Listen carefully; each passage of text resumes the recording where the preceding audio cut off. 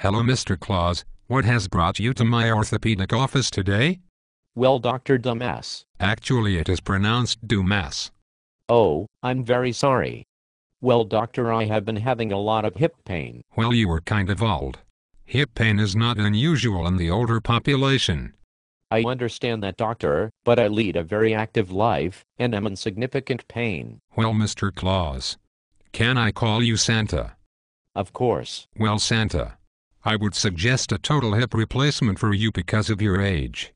But you should wait for as long as you can, even if you are in pain, until you cannot bear it any longer. I know that I'm quite old, but I'm very active. I'm sure you are familiar with my line of work. I need to be very agile, climbing up and down chimneys, lugging heavy boxes, as well as having all those children sit on my lap to tell me what they want. Literally, I need to be in 1,000 places at once. It is a very demanding job. I understand, Santa. But have you thought of cutting back on your activities? And disappoint the children? There is no way I can do that. They all count on me. And my employees too. What else could the elves do? They are not cut out for desk jobs. And dwarf tossing is definitely frowned upon. And the reindeer? They would probably get sold to Siegfried and Roy. Well, Santa, you know there are some limitations with a total hip replacement. I don't think you will be able to climb up and down chimneys. I would suggest the front door. Maybe you could hire some UPS delivery people to carry your packages. As for having the children sit on your lap, I don't think that is a good idea. You really should not bend your hip past 90 degrees. Maybe you can put a cushion on your chair and have the children sit next to you. Oh, doctor, that just will not work. I have heard of hip resurfacing. Do you think that would work for me? Oh no.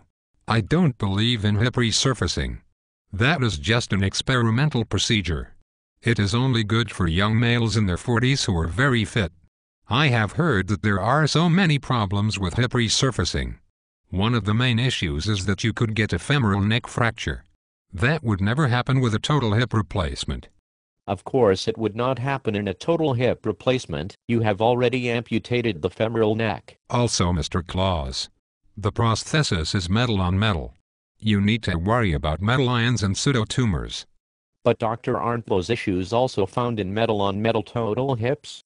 And isn't the risk cut way down if the prosthesis is correctly placed by a talented and experienced surgeon? I do not know of any surgeons who are willing to do hip resurfacing. They have all decided that it is too risky and that the surgery is too complex for them.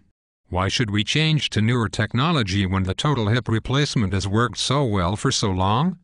Well, Dr. Dumbass, I think I will do some research on my own. I have been reading on the internet and found a website, www.hipresurfacingsite.com. This site has lots of information on it, including inspirational stories from patients who are very happy with their resurface. They were able to get back to the activities they love. Many are playing tennis, practicing yoga, and one even runs Ironman and Ultraman triathlons.